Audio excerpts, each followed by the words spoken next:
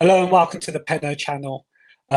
Before we get going, if you could give the video a like, and also if you're new around here, give us a subscribe, much appreciated. This is the match reaction to that game that happened on Tuesday night on Boxing Day at Old Trafford. Manchester United 3, Aston Villa 2, as well as a preview for our game tomorrow against Burnley at Villa Park at 3. I'm joined here by my bro. We've had a few days to mull over it. And think about what happened on Tuesday night.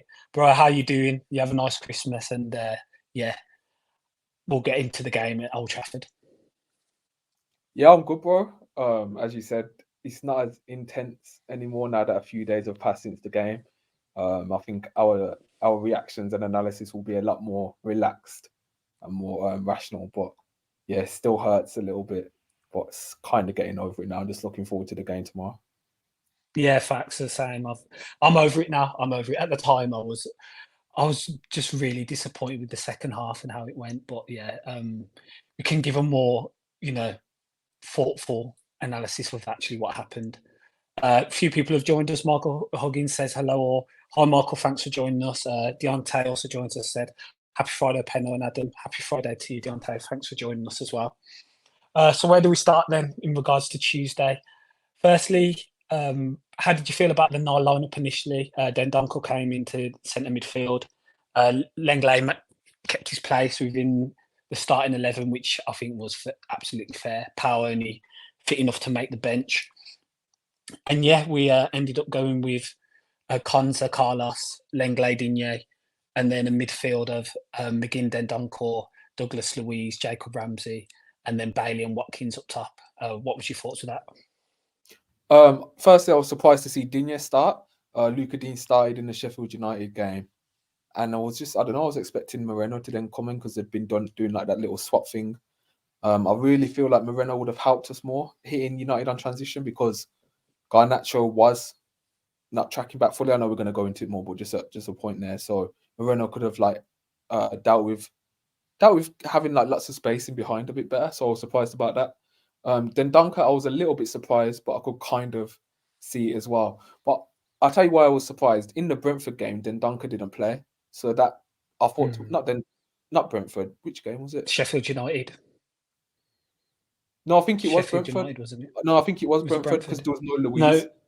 Yeah, there was no Louise. That was it. And McGinn played. Yeah, you're right. I thought, okay, maybe he doesn't trust Dendoncker that much. He's brought McGinn back and played Ramsey and who else did we play? Was it Diaby and Bailey? So, or whoever played. So yeah. So I was a bit surprised with Dendoncker. The rest, pretty understandable. What about you? Yeah, I understood the lineup and I was for it. I felt like we went back to Konza, Carlos, Lenglet. So yeah, I was for it, and Matty Cash was suspended for the game as well, so he was expected. There was no expectation of Cash playing. Michael says just cooking, so in and out. Michael, appreciate just that you're here, so thanks for that. Simon says hi Simon, hope you're well. Thanks for joining us tonight. So yeah, let's get into it. For me, first 20 were really good. I thought we played really well. We were getting into some great areas. I remember Bailey, I think it was a build up with Watkins and Bailey had a chance to come inside and get a shot off.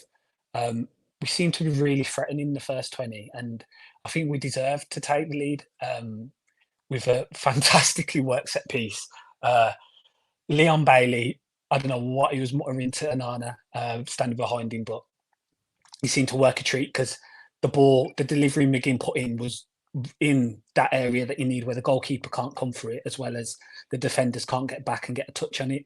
And everyone's left it. I don't think it touched Watkins in the end. It did look marginal, but I don't think it did. And it's gone straight in. It's a fantastically well-worked free kick. And once again, you shout out Austin McPhee and the job he's doing at Villa. It's unbelievable. The amount of goals we score from set pieces, and not just that, the variety of set pieces we do. Yeah. I don't see any other team in the league that operates and concentrates and delivers on set pieces like we do. So yeah, it was a great build up for that goal. Yeah, what were your thoughts on it? Just to kind of like add to what you said, I did think we played well. We were getting like little threats, and we were playing some nice football. whenever Bailey gets on the ball now, it's amazing how like his teammates just trust him. Like you can see he's the guy. He's the one that's going to be the creative spark. Even when he like faces up his man 1v1 and he's got more confidence and the ball sticking to him more. So yeah, I did like to see that. I was nervous about our defensive shape because whilst the high line was working reasonably well, there were a couple of times where Rashford was making the same run and United's players kept on ignoring him and he would have been in. So that was worrying me a little bit. But yeah, I think you're right. I think we did play okay from what I can remember. Then Dunker's passing on the ball seemed a bit more crispy, looked a bit more confident. He wasn't really panicking, giving it away. So yeah, we started decent, to be fair. I thought Lenglet looked really good that first half as well. He was really good on the ball as well. Well, he Because was I was carrying, thinking to really. myself, yeah, he was carrying and he was playing with it, and I was thinking, yeah, it's not looking like we're going to miss Pau Torres here too much because he was playing that well in the first 20 for sure. That's how it was looking because he was playing some great balls, crossfield balls as well, finding Bailey early. So yeah, it did look good. Michael says, I know the United game was disappointing, but please don't get too down. Halfway point in the season and 3 points off, top in third. Emery's still building and there's still a lot to look forward to. 100% agree with that. And, you know, it was the first loss in 11. So, and to happen at Old Trafford and being 2-0 up, it's just a one-off. It's one of those things. But we're just looking to break it down and see what happened within the game. Deontay says, Villa got way too comfortable after the first half, can never sit on a 2-0 lead. It's the most dangerous lead in football. Yeah, agree with that as well. So, yeah, to then get a second a few minutes later, again from a set piece, another fantastic set piece because Lenglet has so much space at the back post. Great ball from McGinn.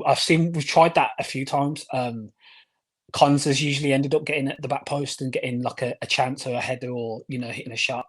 But it was Lenglet who found himself in that position and he's done brilliantly to head it back into a free Leander Dendoncourt, and it's a great flick. And we see ourselves 2-0 up at Old Trafford, and at that time it was like, yeah, we're coasting here. It did feel like it was a coast. Especially Dendoncker scoring, like that just felt hilarious. That Dendoncker's, like, even when I was looking, I seen who's that with his hand up celebrating, and he's just Leander just running off from a just found Lenglet it. assist. It was it just Yeah, and it's, as you said, man, Aston Villa. The fact that this guy used to get abuse from fans is just hilarious, man. mental, isn't Like it? he's It's doing his mental. job so well. Our set pieces, you always get excited when Villa get a set piece because you know that there's been deep thought that's gone into it and some kind of logic that's being used to try and create a high chance. So yeah, it's really satisfying to see. Really And we've satisfying to see. just to say, Austin McPhee, he's the only one member of staff that has been here for 3 managers. Austin McPhee is. So that shows you Oh, how yeah. pivotal his role is, as well as also he works with Scotland. he's a set piece coach for Scotland, so he's from his national team and for Villa, and he's been here for 3 different managers. So he's Yeah. pivotal, and There he's were we've there seen were it articles with the saying work that he he was a does. bit marginal. There was articles saying he was a bit marginalised under Gerrard, and Gerrard didn't Mm. really understand like the data-driven point behind it. So I'm glad Aspect. to see. Yeah, so you see Emery when there is a set piece, Emery will stand back and let McPhee do what he has to do. So it's promising that Emery's giving him that trust and he's just letting him get on with it. Because obviously Emery's seen the numbers and being like, okay, this guy's serious. We're getting results from his work. So yeah, long may that Yeah, continue. there's aspects of it where he's a number 3 as well, like number 2, number 3, because he does get in tactical elements as well. You see Emery Yeah, talking to him about stuff. yeah. So yeah, he's really high regarded, and you can see with the work he's doing with the players how it's paying off. So yeah, we go 2-0 up, and for the second half of that first half, it's where it just started to open up a bit. In terms of 100%. in terms of how United were getting through. I wouldn't say through, but it was just spaces and gaps were opening up, and obviously it was no detriment to the line we were playing at all because we were playing it very well. We were catching them offside a number of times. It was more to do with the spaces we were leaving open, and yeah, it felt like at times if it was just going to go to plan, or if they did time it right, they would get the opportunity, you know, to get a good chance or create a very good chance with that. And it did feel like we needed a third at that point just to seal the game, because the game was getting so open. Yeah, being a Villa fan at Old Trafford, you're always going to be uneasy, anyways, regardless of the score. But it did feel like those final 15 minutes of the first half, we were losing the first and second balls. They were winning the duels. They were getting more space, more possession, and it just felt like we were just sitting back a bit, not even sitting back, but just losing a bit of No. concentration, maybe getting a bit complacent. Yeah, that's how it felt. Like I remember even when it was half time, I thought we haven't even been that good on the overall basis, and I think that was influenced by those final 15 minutes. That was like the most recent thing I'd watched. Yeah. So yeah, I was always nervous going into the second half, man. Unless we Yeah. changed how we play and stepped it up a little bit, but yeah, we Yeah, know what. exactly. And it just like this is a totally different Villa, of course, with totally different, totally new side. Everything's changed. But you're just because of the history in Villa and Manchester United, the team that come back the most against us within the Premier League history anyway. You're just never comfortable sitting on a 2-0 against that side, no matter where they are in the league or how good or bad they're doing. Yeah, So yeah, it's going into almost. half time, I just Sorry, really bro. yeah, Just to go on, cut you bro. off there. Look what you said about it doesn't matter how bad or good they're doing. It's almost like a derby in that sense, isn't it? Like a local derby where form just Yeah, for goes some down. reason it has that feeling. It Yeah, has that yeah, feel, doesn't it? Like United could yeah, be relegated in a championship. I'd still be nervous going into their game, yeah. especially at Old I Trafford. hear you. It's heritage, man. I hear you. So going into that second half, I did have the feeling I was interested to see if Unai would just stick to it and stick to how we were playing, or if he would tell Ramsey or McGinn to just drop back into those positions, drop into a six maybe, which we'd see at times against teams last season. Um, just to sit back a bit more, go more into a low block. I remember games against like Brighton last year where Danny Ings got a brace and we took the lead, I think, around the 50th minute. And we just sat and we said, look, we're not going to leave this open because that's good for your game. That's positive to you. We're just going to sit on this and take everything you've got. And yeah, it wasn't the case. We kind of stuck to what we were doing. And I noticed that Ten Hag and United, they changed it a little bit. They were pushing forward even more, and they were just getting Garnacho and Rashford to go out as wide as possible and playing between our centre backs and our full backs, and they were getting some real reward from it. Yeah, Yeah, and I don't know. I just feel like second half overall we showed them a bit too much respect. We played too well. The thumbnail says it. You can call it cowardly, just a bit too passive for me. And we get the first warning from their offside goal. I mean, they've built it up nicely. They've played around us really well, and the offside comes. It's one of the rare times where the offside comes not from our high line, but the opposition's naivety. Like they'd beat our line, they were in, yeah, and all yeah, Garnacho has to do is just. I know it's easy to say, but he's in front of Rashford. If he just like stops a little bit, it's a goal. Like he does well to take it around Martinez and finish. So that's what worried me about that because they'd breached our high line. That wasn't us stepping up and he's off. mm, He just shouldn't be in front of Rashford. Like that's naivety from Garnacho. So yeah, that was the first warning really from United. yeah. And with this, like, I think it's just our principles. This is our way. We don't change. Emery adapts the formation all the time, and he's world class at doing it. And I think you see with managers, you see with Ange, you see with De Zerbi, you see with other good managers within the league. You can even say you see with Pep and Klopp because they stick to their principles, they stick to their way Yeah, of playing, they don't yeah, change it for many. And we're going to be exactly the same. And there's going to be some games where it just doesn't come off at all, and this was just one of them.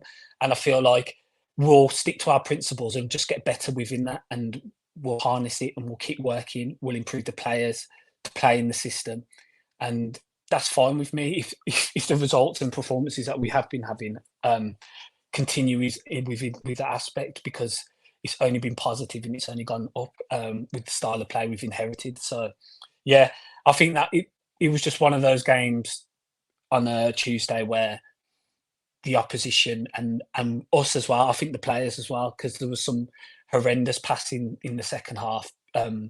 Diego Carlos is one for the first. That the pass he tried to play to Douglas Luiz was just not on at the time at all, yeah, and we got rightfully punished with it. Even though I will say that with statistically the chances United had, I mean, I think they had two big chances and they scored both. And I think they had one big chance and they scored that one. and the other ones were in areas where, one's taken a deflection off a player when it's a comfortable save, and the other one is come off of McGinn's knee and gone straight to the striker. So, yeah, you can say that as well with the goals that were scored, but there was definite pressure and intensity and improvement from Man United, and you could say from the second half they deserve to go out and win the game. Yeah, the Carlos passing, he knows he can do better than that. I mean, we've been on his Yeah, podcast that's before and just one of those. And bigged up his progressive passing and how much it does help us like beat the opposition the opposition like front two press. If you watch the clip back, Doggie's signalling for him to play the pass in front because Eriksen's already further forward, Bruno's further forward, their front presses for all there. And if he plays that pass just in front of Doggy, we're in and we've beat their midfield. But if you look back at the pass, Carlos plays it too soft. He doesn't even go past the halfway line. Doggy's having to come backwards already. And United are just really good at transitions. Like that's their bread and butter. So yeah, it is what it is. It happens. They score. Carlos knows he's better than that. I'm not on this take that Carlos now has to be dropped. I don't agree with that take at all. His passing still influential. You're always going to have like one lapse pass where he's just, I don't know, it is a bit too nonchalant and it does lead to a goal. But overall, I think bigger picture, Carlos should still be starting because he does help us in our build up so much, and he's normally comfortable on the ball, as we saw against. Plus, he hasn't been playing with his centre back partner for the last two games. That game he wasn't playing with Pau Torres, who's, when they've played together, they've been quality. So, yeah. Just to speak about the offside goal before, we lost Luca Dean. Now he's going to be out for a month in that passage. Yeah. I think he was going and ran into the post. A lot of people say this is why it's silly that the linesman doesn't flag early, but I still think that's BS. I do. I like the late flag thing. I know sometimes you can get a player that's injured, but I think overall on the macro, it is smarter if they don't flag straight away because there are some VAR decisions that are just marginal, and it's better not to flag early. So I'm not someone that's just like they shouldn't flag. It's happened to two of our players this season already through that reasoning. Through play being allowed to continue. It's a contentious one because sometimes they're so visibly offside and they continue to play that I think those are the ones that are really contentious. If it's I agree. I see fair them enough. If it's a but some of them when they show it back, it's like, come on, Liner, how have you not picked that up? One, I think that one was close, but I do agree if it's a couple of yards, then just flag, which I think they do. But when it's tight, I don't agree with the fact of the whole just flag early thing. Yeah, one thing I want to say, and I think bring it up as well, is after every time we conceded, we looked like a different team for about 2 minutes.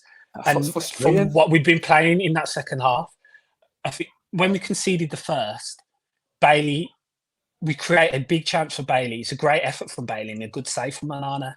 And that's literally a few seconds after. Yeah, go on. Yeah, just speaking on that move, because just before you move on to the second chance as well, like Ramsey, for as much criticism as he's getting, and I understand it, he doesn't look like the same Ramsey we saw last season. He's still getting into his rhythm. The ball comes to him. He draws two players from United out, creates a space for Moreno to run back onto. Moreno, this is what Moreno's better at. Luca Dean can't really do this. Moreno runs into the space, puts in a great ball, and it's a massive chance for Bailey. So I do think Ramsey... I think he takes it well, Bailey does, because it's on the volley. And he keeps it down. It's a good save from Manane that he does. He gets down low, doesn't it? Yeah. It's a really good save. He won't let Bailey score against him after what happened on the free kick. Yeah, he must have said something mad to him.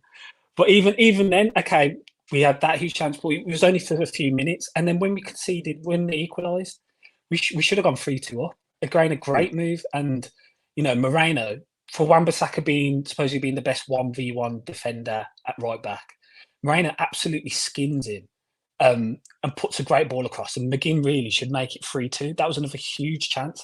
And again, it shows how good we can be and how good we are. It's just it wasn't consistent throughout the half. Yeah, that was a frustrating bit for me. This is what makes me think that it was instructions to be passive, because we showed straight away we can play football. This is why I'm more putting it on the coach than the players. I feel like it was instructions.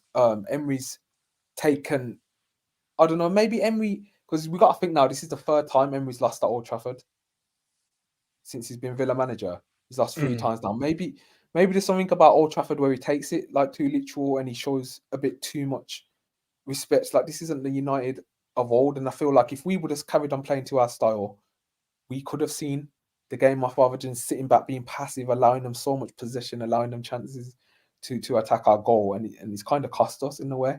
Like those two chances straight after conceding show me we know how to play football, and we could have created a lot more chances. What do you reckon? I think it was a bit of both. I just think it was an off night in totality because there were some mistakes players make that they don't usually make. There's some passing that was poor that the players you expect are not usually that poor. So I think it was a bit of both. I think Yeah, all around just that second half was just a write off, to be honest, and just the worst half we've had this season. Yeah, I think that half was worse than Newcastle because even Newcastle, I think we were a bit better, and there was actual like reason. The Mings injury was huge within that. Pau Torres was playing his first games of it. There was massive things, whereas this one, I just think it was just a poor second half all round. Um, but then again, we had enough three big chances because even when we were 3-2 down, Diego Carlos has a header from like 10 yards out, if that, another set and piece. he heads it over the bar, which was another Yeah, big chance again. So a set piece the as well. scoreline could have been totally different, but it is what it is. It was just one of those, I think. Um, Yeah, just going back onto that chance that we did create once they did the McGinn chance once they had got their winner. This is just why I just love Moreno so much, man. mm, Like, when else do you see our fullback be able to take on someone like Wan-Bissaka, get past them, create separation, and create a big chance? Like, it's yeah, kind of like the balance of Moreno, because he comes on, he creates two chances, but then if you look at that equalizer, he slides in when he shouldn't have, and yeah, he did get bullied off the ball earlier in the game for another chance that they just put wide. I think it was Garnacho. So Moreno is, for his defensive, like, lack of defensive quality, I do think his attacking play is worth it. And in this Emery mm, system, I just think he suits it way more than Luka Dean, man. So I'm excited to see Moreno get everyone the games now and see what he can do. Because yeah. We know if you we look know at the from game last today, season a fully fit 100% Moreno is a dangerous, dangerous player and a huge asset to us. So yeah, it's he'll get that ridiculous. opportunity now. He scored against Legia. He scored against Brentford. He's had a massive header against Sheffield United where he was on for like 10 minutes. And he's come on against United and created two chances. So And should let's have just had see. an assist. Yeah, yeah, we'll see. A few comments coming in. Michael says, "Our mindset and belief in ourselves is something we're still working on. We have the ability." That's what I think it was as well. I just think we just stick to our principles, and the mindset will keep on developing. And again, it was one loss in 11. Like, you know, you lose games sometimes. We've seen how the league is this season. Teams lose games. Don't matter how good or how bad you are. DeAndre says, hopefully, Villa will take the frustration out on Burnley and end the year on a high. That's what we're hoping for tomorrow. We'll get into that later. Simon said we made them look better than they are. Yeah, that was the thing. I think that was just a bit disheartening at the time because United are not that good. But yeah, that's how I felt because I thought we are the better team in our essence. We are the better team. We just weren't showing it. Michael says, when you go to Old Trafford, you have to take your chances when they come. And that was it. That was it, really. Um, Simon, looks like both Ramsey and Moreno need a bit more time to get into their stride. I think Moreno's not far off JJ for the ability he has. And I think he was our best player the second half of last season. Jacob Ramsey was unbelievable. Scored Yeah, some huge goals as well. And he was carrying us at points in some of those games. I think even the Brighton game, last game of the season, Spurs game, I remember the great game. Liverpool, he scored Liverpool that away. important Yeah, goal. got the Yeah. goal. So yeah, we know how good JJ can be when he's fully back to it. It's just taking a bit of time. Uh, so yeah, overall, I think you just write that game off, the United game. Emery will have gone deep into it. I'm sure of that. I'm sure he will have gone Do deep you into write it. it off though, bro? Do you write it off? I don't know. I don't know if you can write it off. I don't know. When I look at Villa's performances lately, I'd say outside of Manchester City, I don't think we've been that good for a whole night. If we're saying Bournemouth away, I don't think that was a good performance. Man City at home was flawless. Arsenal away wasn't the best performance, but we got the result. We were happy with that. Sheffield United at home wasn't a good performance. I don't think United away is a good performance. Do you not think it's a bit of a underlying concern? Or No, because I don't think any of those games were maybe Arsenal at bits, but I don't think any of those games we were as open as we were against Manchester United. Maybe in terms of creative numbers and stuff like that, fair What enough. about But Bournemouth? in terms of being open, yeah, I say Bournemouth potentially. I think they had a lot. Yeah, they had a lot of chances as well. But I feel like that United second half that is the worst I've seen. Period. I just think that's a write-off. I don't think it was to that level against Bournemouth at all.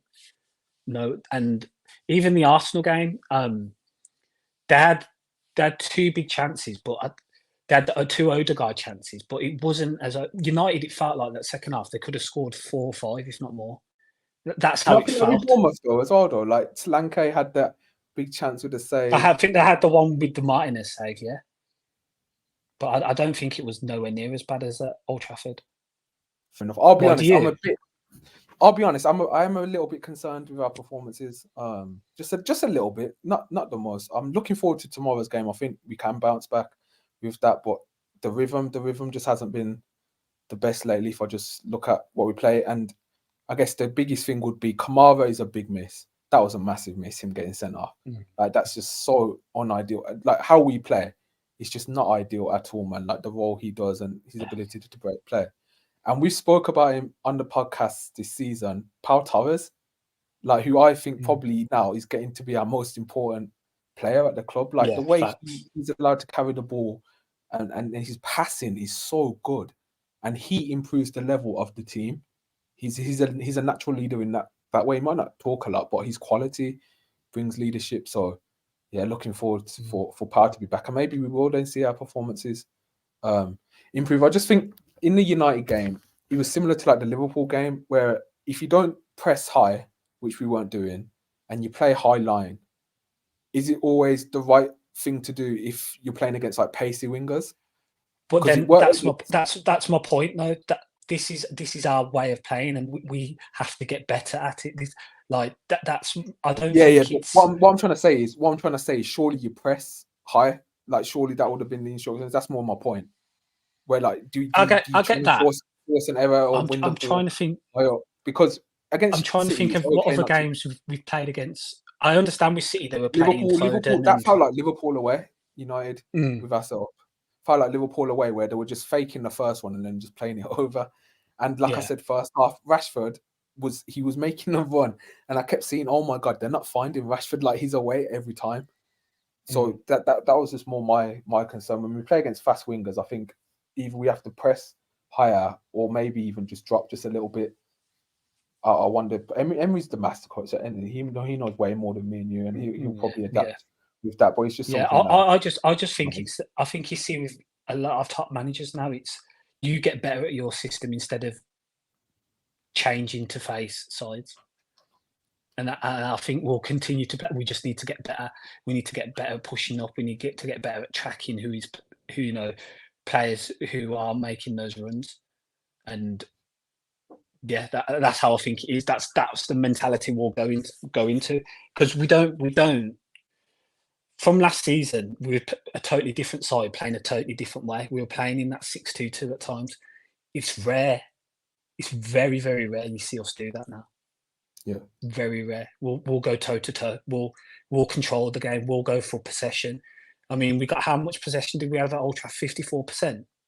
I don't know when the last time you could tell me a Villa side has 54% possession, and that's us playing poor. So yeah, I just think that's the way we're going to play now, and it's for us to get better at it and keep, persisting and continuing in that manner. And I think we will. I think we will. Anything else from the game? Good to see Tim Ogbunam come on for a bit, get some minutes. I don't know. There's more rumors saying that it looks like he's going to go on a permanent in January, which would be a bit of a shame. But I guess Emery would have seen him in training and seen how he's played, and he'll make the final decision. But yeah, good to see him get some minutes. Anything else? Nah, not from me. I think. No, that's pretty much it on that game. Yeah, I that's just one of thought those. it's just hilarious. I thought the Federico Makeda trauma had all gone, man. I thought he was out my system, and I just see Garnacho running off, and At least Garnacho was already established this time. He wasn't some random player just coming in. It wasn't that. It was just the Højlund getting his first goal in the Prem. Oh yeah, That's the one. actually, That was. Yeah, Højlund. Yeah, how could I forget? I think the majority of Villa fans could have told you that he was going to get his first goal against Villa, just because, not even anything to do with form or how both teams are. Just that. Just the whole Australian singer meme. Højlund. I don't even want to sing the song, man. But fair play to that guy as well. He's like #1 in the UK and the bars. Like, even if it's at my expense, like I don't know, I kind of like the guy. If no one's in the meme, it's basically a singer that people say resembles Højlund, and he's been singing about him getting his first goal. So yeah, on to Burnley though, bro. As well. The one thing I want to emphasise as well is look at the league. Look what we saw last night. We saw Brighton absolutely palm Spurs, and West Ham get a great result against Arsenal. This league takes no prisoners at all. So to have a bad result like that, I mean, that happens in this league.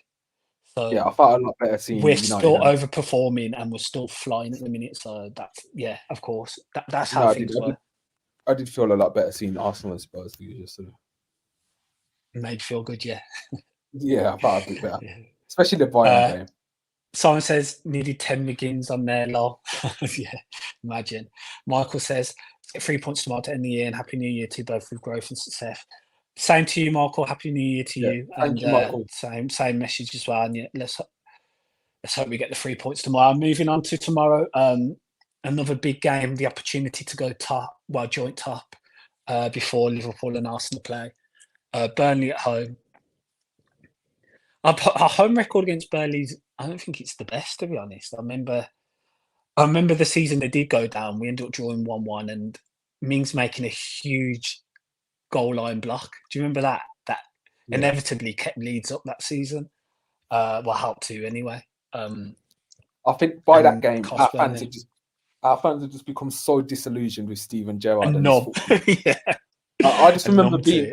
I just remember there being there, just like, why am I even here? Like, this is just not the Villa I love. Like, this is just awful, man. Shocking. It was. But Buendia was like the only good thing at the time. Like, Buendia was just unreal at the time. Like, he was genuinely a joy to watch. I think that's the only reason I went. Yeah, he was. He was flying at that point. Big game. Looking at from what Unai said today, potential that Powell's not 100% still, and he's possibly not going to start this one. Which is a shame. Yuri's still out, Tielemans still out. So, yeah, from that, how do you see us lining up? Well, do you want to address the Martinez rumour? Well, there was a rumour just before we came on saying that Emmy might be out tomorrow. I don't want to pull it too much into the universe. It could be absolute rubbish. So I won't do that. But yeah, how do you think we line up? Do we go the same again as Tuesday? Do you think Diaby potentially comes in to start? Could you see Matty Cash coming back in, and potentially Carlos coming out? Wait, how do you think we'll line up? Yeah, so I think Diaby comes in for Dendoncker. I think that'll be the change. I think we play Martinez. So do you think we go back to Sheffield United? Yeah. Without just Carlos and Konsa staying in and no Cash. And obviously Moreno's going to start over Digne because Digne's injured. Yeah, I think that could be the team. So Martinez, Moreno, Lenglet, Carlos, Konsa, Ramsey, McGinn, Louise, Diaby, Bailey, Watkins. It's an amazing team still, man. I love that team, and I just think play your best players, you know? No Tielemans. Tielemans is out, so I think Ramsey has to start again. I know people have been getting onto him, but I just don't think there's any better option that we've got. So, and I think he's a better player with Moreno. I think them two have great synergy that we saw last season. So, would that be the first time they started together at home? Yeah, they didn't even start against Legia, did they? I think Ramsey came on, and then they played for like 2 minutes, and then Moreno went off, I think. Yeah, let them start together for once. Yeah, they haven't started together this season. Yeah, so that'll be interesting for sure. I'd go for a similar team. I think I can see Matty Cash potentially coming back into that right mid position. I can see it possibly happening. And then we just as we used to do last season, Moreno used to just play so high when like, Ashley Young used to play off that side. Yeah, And we'd or Matty Cash coming in and him being part of the three and just letting Moreno go. But with no Boubacar Kamara still not there, it'd be interesting who plays that auxiliary third centre back position or drops into that space. If it is going to be Cash, if it's going to be Konza just playing still, and then we have the three, or even Dendonka just moving back there, it will be interesting how we build up with from there. But yeah, we've got to use Moreno as an outlet for sure because he's so good going forward. he's so Um, good. yeah, it will be a different type of game to Sheffield United. I think the way Vincent Kompany and Burnley set up, they're a bit more open. It was a Chris Wilder Sheffield United that we came up against, not a Paul Higginbottom, so I kind of expected them to play that 5-4-1 that they did. So yeah, I don't think Burnley will do that, and if they do, it'll be the first time this season because I haven't seen them do that all season Not against. even against Liverpool. Yeah, exactly. But watching the Liverpool game the other day, it was so open. And to be fair to Burnley, they did have some chances. They did create some Yeah, good chances. That Will Odebear, he looks a really good player who's been starting recently. He looks a quality player, a young talent they've got. Kylie O'Shea, I've seen some good games from him as well this season. So they've got some bright youngsters coming through there at Burnley. It might be a season too soon for them, season too early, but they have some good little players within their side. It will be a return for Aaron Ramsey, I think, is now back and available to be in the squad after being injured for a few weeks. Typical if he got one in that game. But yeah, Burnley, what do you think they have to offer, bro? And how do you think they'll be looking to approach the game? yeah. As you said, man, I think they're gonna play from the back. They like using Trafford as one of the defenders. He'll come in between the two centre backs, and they'll use him similar to how we use Martinez to try and overload the first phase. They're gonna use their wingers. They're gonna try and get their ball to their wide players quickly and see them like try and take our players on 1v1, and then maybe look for a cutback to Lyle Foster, who scored against us in the reverse fixture. This is the first game, isn't it, of a reverse fixture of the season? So yeah, he did score against us in that game. But I just feel like if we can play our football the way we do, and if we can find the right spaces, we're gonna have a lot of chances, and it's just gonna be about can we finish our chances tomorrow. Yeah, I think the Burnley away was the first game Carlos started, wasn't it, Diego? And then Matty Cash played at right mid in that game, Yeah, and in that right mid position, ended up scoring a brace, and he was flying within that game. I think we lined up with it was Digne left back, and then it was Pal, Carlos Konza, and then Cash was playing right mid, McGinn on the other side, Luis Kamara, Diaby Watkins. yeah. So Bailey actually missed that game. I don't yeah, think he Bailey didn't played play that before, game. did No, he didn't. It was Diaby and Watkins. Yeah, and Cash was getting so much joy. We scored some brilliant goals in that game. The Cash, the one Cash's first Watkins, that ball over the top and he got it across. But the second goal was a brilliant move. So yeah, I could he? Yeah, potentially see Uno going back to that system. them Potentially. cold balls over the top are going to be pivotal, man. Especially with Mm, Watkins just chasing onto him. So I think McGinn's yeah, gonna. Yeah, so if to be fair, McGinn was quite influential high up that game, so you never know. Then yeah, Duncan it might was. start with McGinn, but I don't know. I think then Duncan might be overkill against Burnley. Deontay says, I don't think Burnley would be as defensive as Sheffield United were. Expect them to be quite open as Company likes to play free-flowing football. An early Villa goal at VP would be nice. Would do nicely. Yeah, early goal. I think it kills the game at home, especially get an early goal. Something we couldn't do against Sheffield United. I think if we had done it, we would have got the 3 points. But such is football. And then Simon says, yeah, which we can use to our advantage. Yeah, exactly. If they do come more open, I think that will be an advantage to us. That is for sure. Andy Brogan says, what's happening, my Villa fan? Thanks for joining us, Andy. He says that United game ruined my week. It was hard to take on Wednesday, after Tuesday night on Wednesday, but last night seeing the other results, I was just kind of like, yeah, I'm over this now.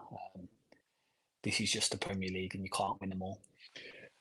Yeah. Anything else you want to bring up, bro, with the game, or do you want to give a prediction? Um, yeah, we'll go predictions. What are you thinking? What are you going for? I'm gonna say 1-0 Villa, but I do think 1-0. our performance. I think our performance is going to be really good. But I'm gonna I go think to yeah. I was gonna go 2-0, but no, I'm gonna go 3-1 Villa. 3-1. 3-1. Yeah, 3-1. Probably the Uh, reverse future score. yeah, I'm gonna go 3-1. We've had a few, 3-1s Fulham, Luton. I can see us getting that sort of score. Simon says 3-0, and Deontay's gone for 3-1. Yeah, Andy, as he says, if I can get the comment to come up. Other result in our favour, to be fair. Yeah, they have indeed. Which I didn't expect, but they did. West Ham.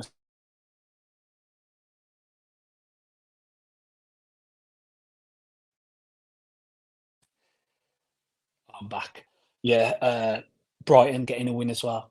Just very competitive, especially that top 10. Andy's gone for 4-0, Watkins brace, Bailey Konza. I'd love that. I'd absolutely love that. A real statement victory. And yeah, it's been a while since we've had a real, scored a few goals and got a statement win. So I'm looking, And that would be really impressive. bro, you never know. We can go top of the league if we win 8-0. So What is it if we win 5 and Liverpool lose 4 to Newcastle? Something like no, that. just no. We can go without before Liverpool play. If we win 8-0, which is just not gonna obviously if we're gonna win 9. No, But forget that. We'll go for the weekend to be tough for the weekend after the we just need them to lose. Arsenal. Yeah, We just need them to no, lose. because the free clear. Oh, you want about like a realistic one? Yeah. Oh, okay, you want Something that about a might realistic. happen. Okay, so maybe 4-0 Villa, and then they'd have to lose 4. I think. Uh, Yeah, that's as let's just get the realistic win. as it gets, I isn't ain't it? getting carried away about it Yeah, anymore, man. tell me about it. Tell me about Just just get get the the 3 win. points. Simon says Watkins, Bailey, McGinn. Yeah, I'd Oh, like go for Watkins it. to get one. When's the last time Watkins got one at home? It's been a while, hasn't it? Is it Brighton? That's a good question, Or you know. no, West Ham? Is it West Ham? Might be. That's a good question. Because all his goals recently have come from away from home. So it'd be nice to see Watkins get one back at Villa Park. That's for sure. So, yeah. Anything else you want to bring forward, bro? Now's your chance. No, that's all. L from you. Yeah, Uh, that's all. what do you think to what came out regarding the stadium then, and the possibility now that we'll just be looking to increase the capacity and no actual redevelopments taking place in the close future. What do you think? Because I think you're a bit more passionate about it than me, a bit more understanding of like the logistics and stuff. What's your opinion of it? Um, it's a tricky one. It's a tricky one because redevelopment it's a big deal. When you have plans put in place and pushed to the fan base, the plans that are positive and taken positively, to then be told that there's a potential then for not to be taking place at all, that sometimes can be a tough pill to swallow. And Yeah, considering the previous plans were from a former regime, former, CEO, and then a new CEO coming in stating that potentially that's not going to be the case. They can be tough to take at times. The reasoning is fair. But yeah, some will be against it, some will be for it. Especially the North Stand redevelopment for sure. If that were not to happen, the potential to increase capacity by 3,000. Just filling the corners. Filling the corners has been talked about for like over a decade now, if not longer than that.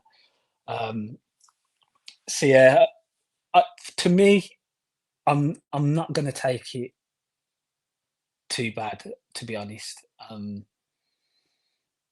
Yeah, it's a tough one. It is a tough one regarding that. because you can see obviously there needs to be redevelopment done on the ground. It needs to happen.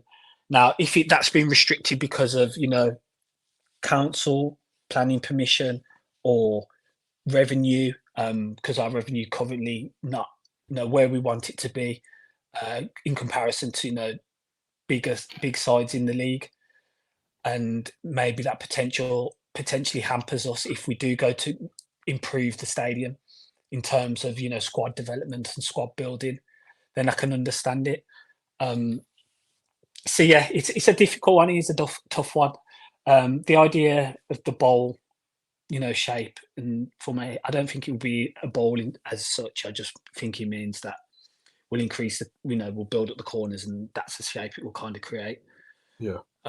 So yeah, it's a tough one. It is a tough one. It's just the fact that all these plans and ideas are thrown into place. It happens a lot in construction. You get the big, this is all going to happen. Rare this, rare that. Massive redevelopment, train station redevelopment, 10-year plans from Christian Persler, and then for them to all just be put on hold or sometimes said they're not going to happen at all. It can be a tough one to take. That's why you just have to wait and see when things actually go to construction and start actually being developed, and you have the final product there instead of just going on comments or statements made. Things change a lot. Yeah, that makes sense. Regarding the badge itself, I'm not too bothered now. I've gone past caring, to be I'm honest. bothered. This is something gone past. I I've I gone past prefer, caring. I prefer the Shield. I genuinely don't see what's wrong with the original Shield. It's modern. It stands out. No one else has a badge like Aston Villa's one, the one before the circle badge. That is. I like the badge. I don't think a badge has to say Aston Villa on it. AC Milan's badge doesn't say AC Milan on it. Barcelona's badge doesn't say Barcelona on it. I get they're more established clubs, but I still think Villa's badge could work and we could be marketable with that badge. So yeah, I'd like to see some kind of shield Before the incarnation. Shield.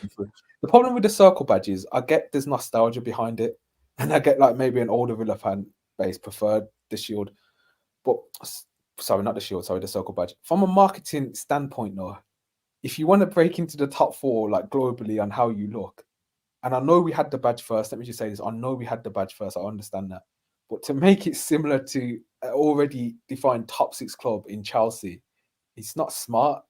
Like you need to differentiate. You need to be able to stand out more. So yeah, that's why I'm not really a fan Yeah. of the circle badge at all. I don't think it stands out on the kit either. I don't think it stands out on the Mm. kit. So yeah, that's my Yeah. opinion anyway. I prefer the shield. I like the I like Shield. the I shield. like the Shield. Yeah. I didn't think there was much to change it in the first place anyway. And if we do just count this one badge, it's going to be counted as what just a year, special year. And then we've got the 150 AV 151 Yeah, brand now. If we count the one this year is just commemorative of the 150 years anniversary, which he kind of got pushed across at the start of the season, didn't he? After the fan vote was in place and Heck actually came in, he was just like, "Yeah, this is just going to be for one season only." And fair enough. And I'd happily get the old badge back, the one we had before the badge we have this season. I like that badge. Some funny comments there. yeah. I Andy didn't mean says, that been rude. put in a 5 concert to score any time in the match every game this season, 16 to 1 on average. He hasn't scored yet. Andy, he's coming in tomorrow. He's coming in. Simon says, yeah, need transport to improve. That's a huge factor. You see how poor the platforms are and the services. Just to get out of Villa Park and the queues at train stations, local train stations, yeah, transport needs to improve, and the infrastructure around the area needs to improve first, as well as improving the stadium itself. I think the more pressing things within the stadium is the actual package and hospitality. I think that's more pressing. Yeah, They yeah. sorted a lot of the Services. hospitality out and improved that. I think fans wouldn't have much of a contentious I see a lot of fans opinion complain the regarding the actual services, development.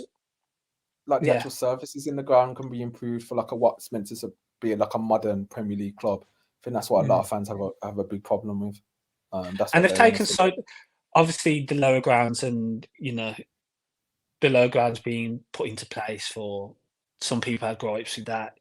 You've got the terrace view that was put into place as gripes with that as well. So it's hard to make everyone happy. Yeah. But yeah, where we sit in the upper, you have noticed, they've created that new area by they created a toilet. Remember, we go up to Yeah. not the That looks first good. set of stairs. Yeah, and they've put an additional bar in that area as well. So they have tried to do something within there, whether it's to standards of everyone. People have varied opinions, but I think if they get the hospitality aspects up to scratch more, I don't think people will be as concerned with developments as such. Simon says, I dread it. It takes so long to get out of EP, waiting for my train back and the queues, etc. Like tomorrow, it take like 3 hours to get home. And they've only 40 minutes from Villa Park. Yeah, it's shocking. Yeah, It is it's bad, shocking. isn't it? Andy says, "Circle for me. I'm an older fan." That one got real. I didn't mean that. What line are you saying? Older fan? How dare he, man? That's probably what people think. He's so rude guy. Simon says, "Anyway, lads, thanks again. Happy New Year, everyone." What was that? Just like you lot have seen us win trophies, man. I haven't seen nothing. Let us have the badge at least. Is the year after? That's what I'm saying. You're the jinx, man. The year after we start winning anything. Actually, I'll give you the playoffs. Simon says, "Anyway, lads, thanks again. Happy New Year, everyone up the Villa. Thanks for joining us, Simon, and Happy New Year to you. And hopefully we get 3 points before tomorrow before the year closes out." Anything else? You up, bro? No, that's everything. Yeah, just wishing everyone a happy New Year. Yeah, for sure, definitely, and same with Villa. I hope we end the year great and then just go straight into 2024. Weird saying that 2024 and continue how we go in and just keep progressing because we could be in for a huge finish to the season, what with Conference League as well. So thanks everyone for joining on this Friday night. It's so appreciated. Andy's just coming with reminds me of the League and European Cup. I was at Highbury when we won the league. You're lucky man. I bet that was just unreal when that happened. Yeah, so hopefully we see something like that soon, bro. The silverware, because I can't take going to Wembley anymore. There's too much heartbreak that goes on there when we've been there of recent times. I mean, we went into lockdown for so long after the last time. So yeah. Thanks for joining us all, bro. Thanks for joining me as well. Dan says, so thanks and take care. Cheers. Thanks, Deontay, for joining us. Always appreciate you joining. Again, if you could like the stream and subscribe to the channel if you're new, Andy, if you're a new watcher. This is the content we're providing. We're going to keep pushing it out. So I hope you enjoy it. Up the Villa for tomorrow. Looking to get those 3 points against Burnley. So we do so and end the year on a high. Up the Villa.